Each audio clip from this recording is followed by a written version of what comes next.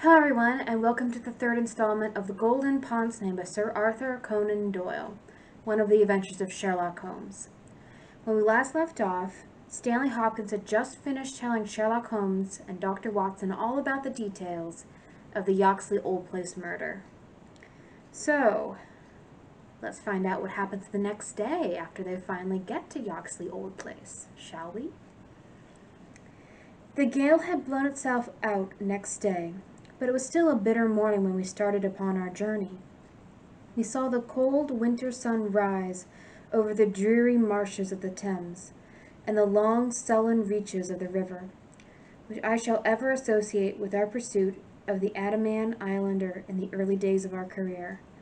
After a long and weary journey, we alighted at a small station some miles from Chatham.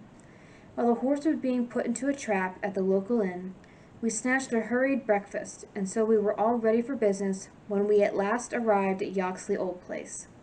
A constable met us at the garden gate. "Well, Wilson, any news?" "No, sir, nothing." "No reports of any strangers seen?" "No, sir. Down at the station they are certain that no strangers either came or went yesterday." "Have you had any inquiries made at inns or in lodgings?" "Yes, sir. There is no one that we cannot account for." "Well, it's only a reasonable walk to Chatham. Anyone might stay there or take a train without being observed." "This is the garden path of which I spoke, Mr. Holmes. I'll pledge my word that there was no mark on it yesterday." "On which side were the marks on the grass?" "This side, sir. This narrow margin of grass between the path and the flower bed. I can't see the traces now, but they were clear to me then." "Yes, yes, someone has passed along," said Holmes, stooping over the grass border. "Our lady must have picked her steps carefully, must she not? Since on the one side she would leave a track on the path, and on the other an even clearer one on the soft bed. Yes, sir, she must have been a cool hand." I saw an intent look pass over Holmes's face. "You say that she must have come back this way?" "Yes, sir, there is no other way." "On this strip of grass?" "Certainly, Mr. Holmes." "Hum. It was a very remarkable performance. Very remarkable. Well, I think we have exhausted the path. Let us go further. This garden door is usually kept open, I suppose." Then this visitor had nothing to do but to walk in. The idea of murder was not in her mind, or she would have provided herself with some sort of weapon, instead of having to pick this knife off the writing table. She advanced along this corridor, leaving no traces upon the coconut matting. Then she found herself in this study. How long was she there? We have no means of judging. "Not more than a few minutes, sir. I forgot to tell you that Mrs. Marker, the housekeeper, had been in there tidying not very long before. About a quarter of an hour, she says." "Well, that gives us a limit." "Our lady enters this room, and what does she do?" "She goes over to the writing table." "What for?" "Not for anything in the drawers. If there had been anything worth her taking, it would surely have been locked up. No, it was for something in that wooden bureau. Hello, what is that scratch upon the face of it?" "Just hold a match, Watson." "Why did you not tell me of this, Hopkins?" The mark which he was examining began upon the brass work on the right-hand side of the keyhole, and extended for about 4 inches, where it had scratched the varnish from the surface. "I noticed it, Mr. Holmes, but you'll always find scratches around a keyhole. This is recent, quite recent.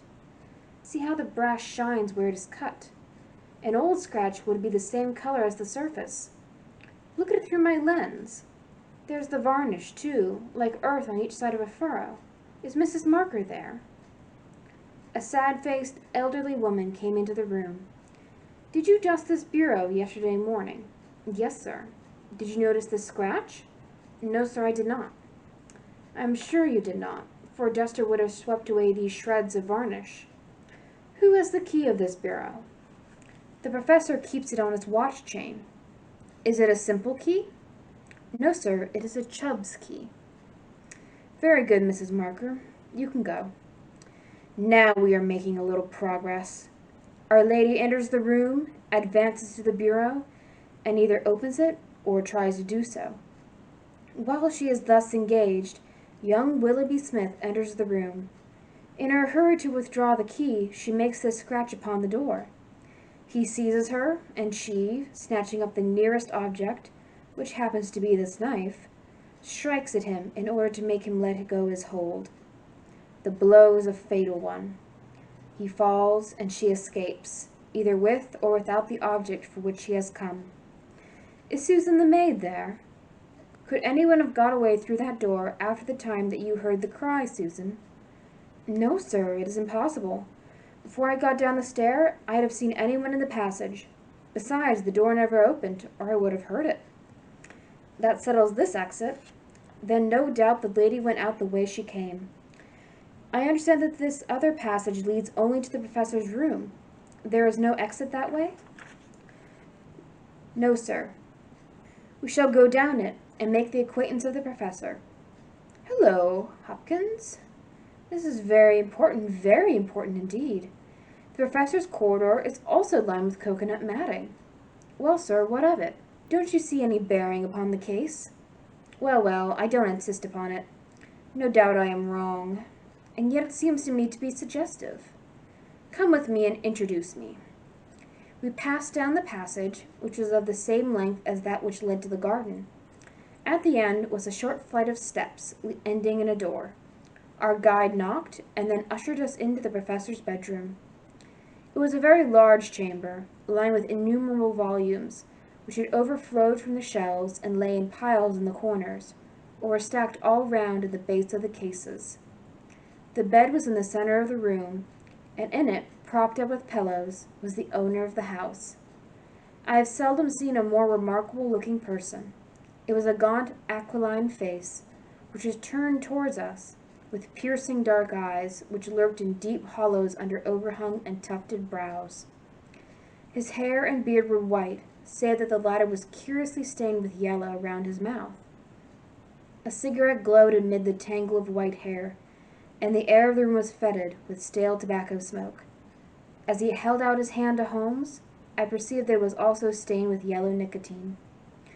"A smoker, Mr. Holmes," said he, speaking in well-chosen English, with a curious little mincing accent. "Pray take a cigarette. And you, sir? I can recommend them, for I have them especially prepared by Onides of Alexandria. He sends me 1,000 at a time, and I grieve to say that I have to arrange for a fresh supply every fortnight. Bad, sir, very bad, but an old man has few pleasures. Tobacco and my work, that is all that is left to me." Holmes had lit a cigarette, and was shooting little darting glances all over the room. "Tobacco and my work, but now only tobacco," the old man exclaimed. "Alas, what a fatal interruption! Who could have foreseen such a terrible catastrophe? So estimable a young man. I assure you that after a few months' training he was an admirable assistant. What do you think of the matter, Mr. Holmes?" "I have not yet made up my mind." "I shall indeed be indebted to you if you can throw light where all is so dark to us. To a poor bookworm and an invalid like myself, such a blow is paralyzing. I seem to have lost the faculty of thought. But you are a man of action. You are a man of affairs. It is part of the everyday routine of your life. You can preserve your balance in every emergency. We are fortunate indeed in having you at our side." Holmes was pacing up and down one side of the room, whilst the old professor was talking. I observed that he was smoking with extraordinary rapidity. It was evident that he shared our host's liking for the fresh Alexandrian cigarettes. "Yes, sir, it is a crushing blow," said the old man. "That is my magnum opus, the pile of papers on the side table yonder. It is my analysis of the documents found in the Coptic monasteries of Syria and Egypt, a work which will cut deep at the very foundation of revealed religion. With my enfeebled health, I do not know whether I shall ever be able to complete it, now that my assistant has been taken from me. Dear me, Mr. Holmes, why, you are even a quicker smoker than myself." Holmes smiled. "I am a connoisseur," said he, taking another cigarette from the box, his fourth, and lighting it from the stub of that which he had finished. "I will not trouble you with any lengthy cross-examination, Professor Coram, since I gather that you were in bed at the time of the crime, and could know nothing about it. I would only ask this: what do you imagine that this poor fellow meant by his last words? The professor, it was she." The professor shook his head. "Susan is a country girl," said he, "and you know the incredible stupidity of that class." I fancied that the poor fellow murmured some incoherent, delirious words, and that she twisted them into this meaningless message. "I see. You have no explanation yourself of the tragedy?" "Possibly an accident. Possibly, and I only breathe it amongst ourselves, a suicide.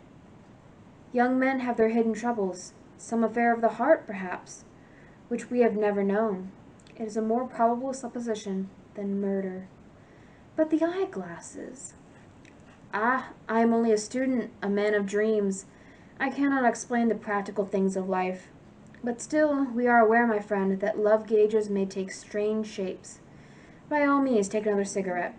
It is a pleasure to see anyone appreciate them so.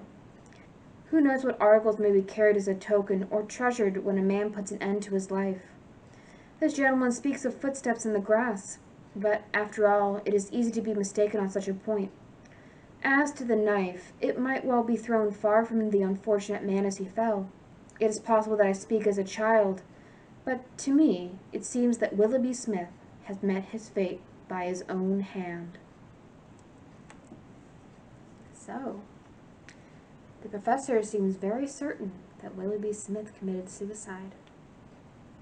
I wonder what the outcome will be. So, that was the third installment of The Golden Pince-Nez by Sir Arthur Conan Doyle. I hope you enjoyed. And again, we're reading from the complete Sherlock Holmes collection that we have upstairs in the library.